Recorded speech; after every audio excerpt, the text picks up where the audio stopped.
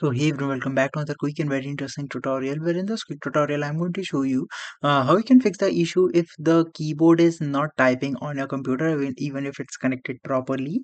Now in order to fix that, just simply right click on the start menu button, and here you need to click on this option of device manager. Now here in this list you need to find this option of keyboards. Now first of all, make sure that there it shows some files right there, some adapters right there. Now in my case it shows it right there. Now if you're not able to find it, that simply means that it's a hardware problem. Your computer is not detecting the keyboard. That means it's a problem in your port or something, so you need to consult it for the computer expert. Now if it's a software problem, you can find this in the list.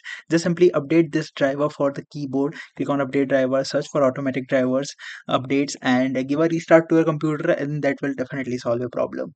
Alright, so that's it for this tutorial. I hope this video will be helpful for you. Make sure to hit the like button and subscribe button for more such helpful and interesting tutorials. See you in the next one. Take care.